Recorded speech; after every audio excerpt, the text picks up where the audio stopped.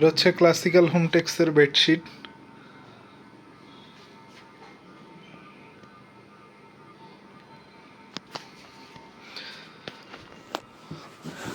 এই যে এখানে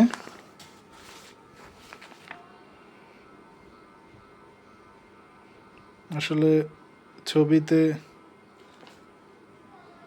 এভাবে বোঝা যাচ্ছে না।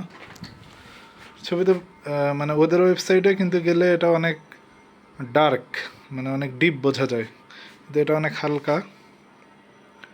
আর ক্লাসিক্যাল হোমটেক্সের জিনিস কিন্তু আমরা জানি যে অনেক এক্সপেন্সিভ হয়।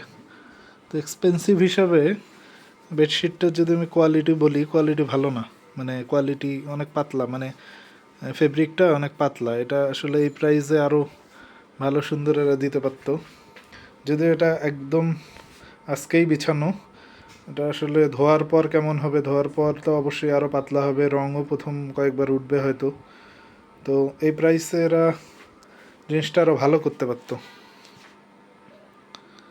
আরও একটা আছে, এটা আমি দেখাচ্ছি।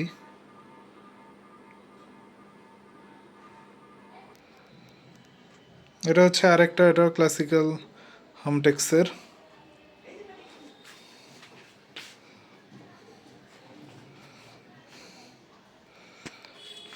দেখেন এটারও ফেব্রিক কোয়ালিটি খারাপ, মানে অনেক পাতলা।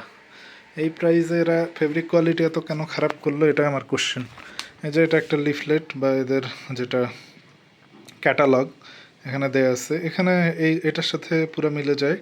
কিন্তু আগেরটা যেটা দেখালাম এটা অনেক হালকা, ডিপ না অত, ওইভাবে কালারটা ডিপ না। আর দুইটারই ফেব্রিক কোয়ালিটি ভালো না, মানে ফেব্রিক কোয়ালিটি আরও ভালো হতে পারতো।